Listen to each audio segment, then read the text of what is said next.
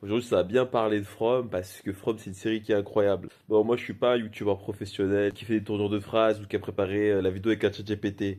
Là, on va aller directement droit au sujet. Je vais pas modifier ma voix, je vais pas prendre un ton bizarre. Je vais essayer d'articuler et je vais exposer les grosses théories. C'est une dinguerie. C'est une masterclass, c'est une des meilleures séries que j'ai jamais vues. Les personnages, ils sont incroyablement bien écrits, c'est fou. L'univers est intelligent et rempli de détails, et les détails cachés, c'est pas avec des trucs qui cassent les couilles comme dans d'autres séries, c'est avec des dessins d'enfants en fait. Donc, il faut juste trouver les dessins et c'est cool. On va entrer dans l'art direct. Partie non spoil. Donc là, je vais parler pour l'instant de ce qu'on a déjà vu dans les 3 premières saisons. Théorie 1, les dessins de la cave. Les dessins sur cette cave, qu'est-ce que ça représente?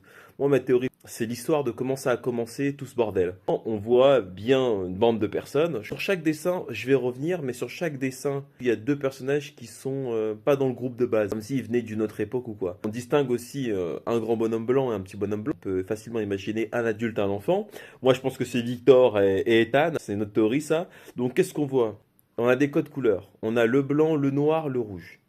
Le blanc, ça représente tout ce qui est humain ou ce qui est gentil, ce qui est positif. Le noir qui représente plutôt des arbres ou de la terre ou des rochers ou du bois. Et le rouge, ça représente des ennemis, des monstres, des entités ou des trucs qui tuent. Donc là, pour moi, l'histoire de From elle commence, je sais pas en quelle année, mais en tout cas, les mecs ils sont sur des bateaux, ils suivent une rivière, on les voit sur un genre de radeau.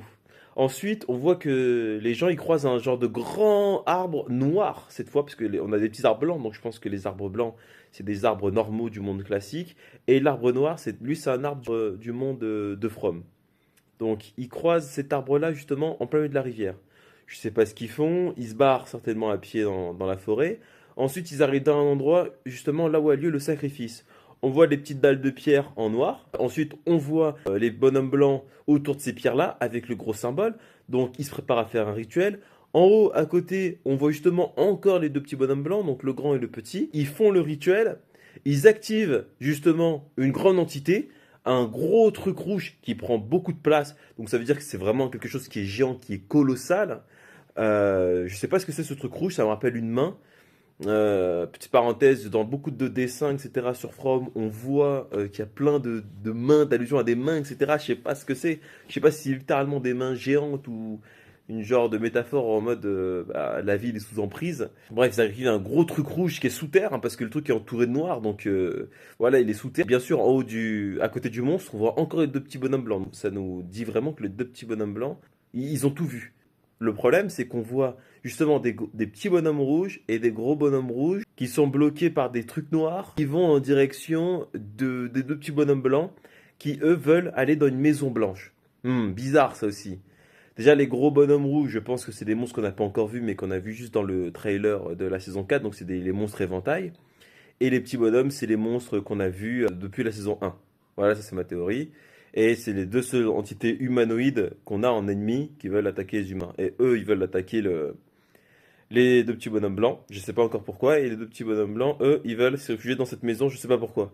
Mais en tout cas, ça nous raconte tous les origines du début de From. On a déjà entendu Ethan parler plusieurs fois justement de lui et son ami, toujours d'un duo qui faisait ceci, qui faisait cela. J'ai plus les mots exacts qu'il disait, mais c'était dans son livre de la Chrome Knuckles, c'était dans l'épisode 1. Il nous disait que oui, lui et machin, il cherchait le lac aux sanglots pour faire ceci ou cela. Déjà, le lac aux sanglots qui a un intérêt, c'est pas que dans son histoire, parce que on voit un dessin justement où il y a un gros œil qui pleure dans un lac. Donc c'est que cet endroit, ce point d'eau a un intérêt stratégique pour comprendre From. Du coup, moi je pense que c'est Victor parce qu'il fait une bonne équipe avec lui et je pense que Victor, en fait, à un moment donné, il va décéder. Honnêtement, un personnage comme ça dans ce genre de série, je le vois pas durer jusqu'à la fin et rentrer chez lui en tout en paix. Il va mourir d'une certaine manière. Donc voilà, pour moi, c'est ces deux-là. Théorie numéro 2, c'est quoi ces monstres? Pour moi, c'est les monstres de base. On est sur des genres de vampires. Il y a trop de similarités avec ça doit être une variante. C'est des cadavres, hein. Il n'y a rien à l'intérieur. C'est sec, c'est mort. Ensuite, ils peuvent pas sortir quand il fait jour. Ils se nourrissent de sang, de chair humaine. Ils ne peuvent pas rentrer dans la maison des gens sans qu'on les invite. Pour moi, ça, c'est des caractéristiques de vampires. Mais deuxième théorie qui prolonge ça, bon, je sais pas si c'est que dans Vampire Diaries, là, cette série que j'apprécie pas beaucoup, j'avoue, ou si c'est dans les mythes classiques. Mais en tout cas, dans cette série, la Vampire Diaries, il y a ce qu'on appelle les vampires originels, donc les premiers qui ont été créés. Et eux, ils ne craignent pas tout ça. Donc moi, je pense qu'il y a des vampires originels, hein, dont fait partie le mec en jaune, l'homme en jaune, et, euh, et la dame là qui a fait accoucher Fatima. Je pense que eux, c'est deux originels et que ce sont eux les vrais ennemis.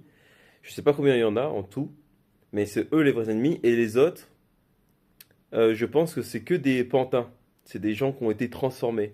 Je sais pas comment ils ont été transformés, mais pour moi, c'est simplement des pantins qui... C'est simplement des pantins en fait. Ils communiquent jamais entre eux. Ils ont l'impression qu'ils fonctionnent en fait en esprit de ruche. C'est trop bizarre. C'est trop bizarre. Quand il y en a un, deux qui meurent, ils comprennent pas. En fait, ils fonctionnent trop comme des animaux, alors qu'on sait qu'ils ont été humains avant. C'est énorme. Il y a un truc qui déconne envers eux. Je pense pas que ce soit eux les ennemis. Je pense que c'est que des pantins. D'ailleurs, ça a été confirmé par Martin, le mec qui était dans la cellule là, qui était attaché avec les verres dans le bras. Ça a été confirmé par ce mec-là parce que c'est ce qu'il a dit. C'était eux, c'était que des pantins, c'était pas eux les vrais ennemis. Donc voilà, pour moi c'est des genres de vampires et le mec en jaune et la meuf c'est les deux seuls originels qu'on a vus. Et tous les autres ont été soit corrompus, transformés par l'endroit, ou soit transformés par ces gens. Autre théorie, enfin ça c'est des trucs que j'ai pas compris, mais c'est des trucs qui sont pas montrés. Ça c'est des trucs que je comprends pas. Euh, on a vu, il n'y a pas de théorie dessus. D'ailleurs, on a vu un dessin qui montrait, je crois, 6 arbres téléporteurs avec des traits de couleurs. Déjà, les codes couleurs ont tellement de sens dans cette série que il y a tellement de théories à faire. Mais bon, voilà, moi je fais ce qui me parle. Donc, on voit trois arbres téléporteurs reliés par des flèches, par des traits de couleurs, comme si ça avait un sens. Et comme si au milieu de ces 6 arbres téléporteurs, il y avait justement la réponse à quelque chose. Très bizarre, je sais pas où on va. Ensuite, on a un dessin qui nous montre que la ville serait dans un genre de dôme un peu de rêverie quoi. Surtout qu'il y a eu beaucoup d'allusions au fait que ce soit un cauchemar, une illusion dans la saison 1 et dans la saison 2, beaucoup bizarre de ouf. Ça fait que confirmer que les limites elles sont là et que c'est une genre d'autre dimension quoi.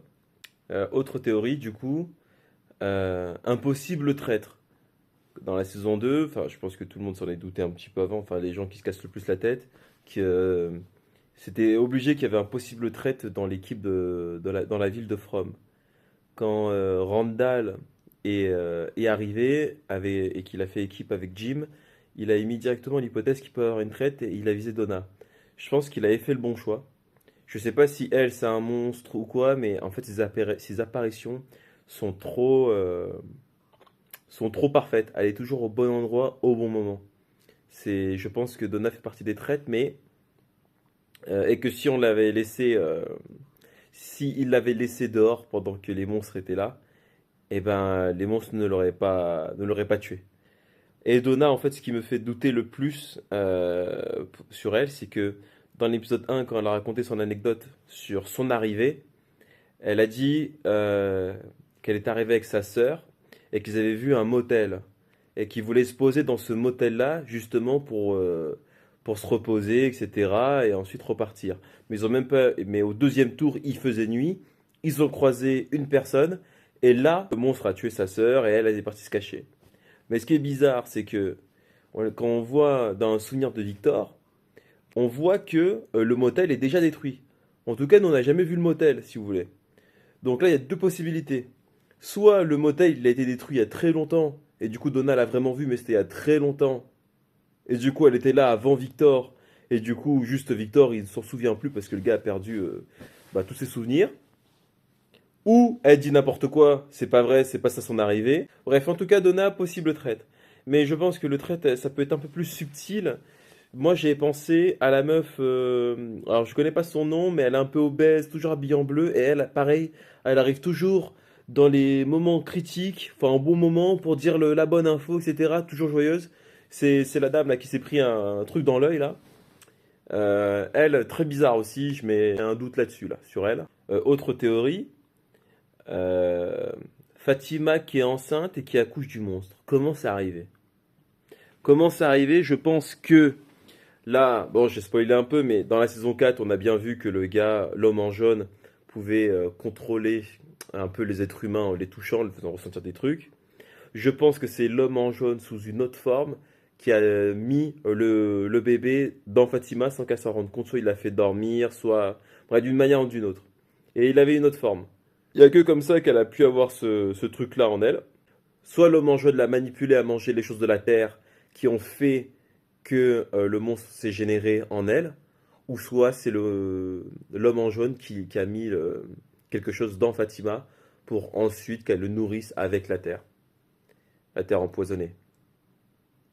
Et ma théorie sur quel personnage aurait pu l'infecter, pour moi c'est le personnage de Tilly. Tilly a un point commun entre Sophia et l'homme en jaune. Tilly était quand même bien au courant de ce que faisait Fatima, et pourtant il s'est rien passé.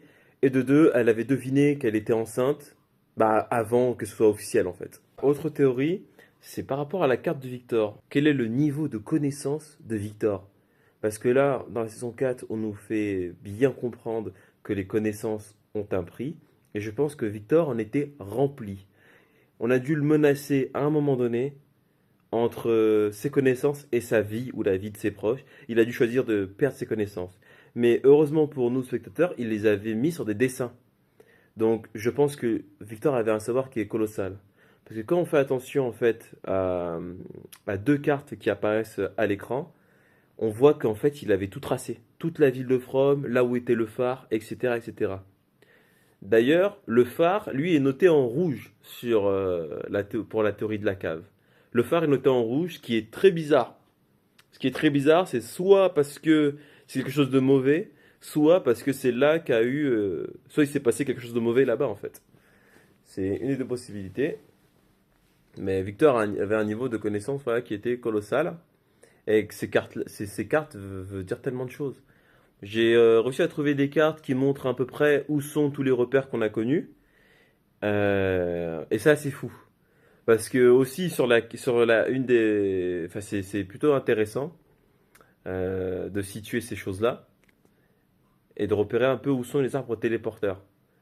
Ensuite, sur une autre carte, on voit qu'il y a plein de trucs bizarres, des chiffres, des dates. On voit que derrière un morceau de forêt, il y a plein de tombes.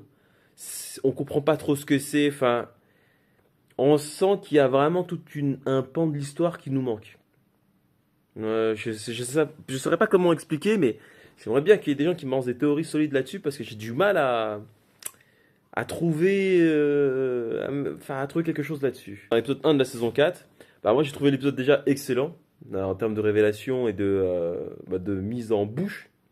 On a en même temps du drame avec un Boyd qui est totalement brisé. On a du suspense, des révélations encore avec l'homme en jaune. Et bref, c'est incroyable. Là, ce que ça vient nous ramener, c'est que, en information, c'est que par exemple, euh, l'homme en jaune a déjà croisé Julie. Pourtant, il n'a pas l'air de voyager dans le temps, lui. Il a l'air de s'adapter en fonction du moment. Parce qu'il dit à la fin de l'épisode 1 que son moment préféré, c'est quand tout le monde s'entretue. Mais je pense qu'il parle pas forcément de l'histoire que nous on suit depuis la saison 1, mais il parle d'en général comment ça se passe avec les groupes qui sont bloqués dans la ville en fait. Je pense que c'est de ça qu'il parle. Et que il a déjà vu Julie, mais dans le passé.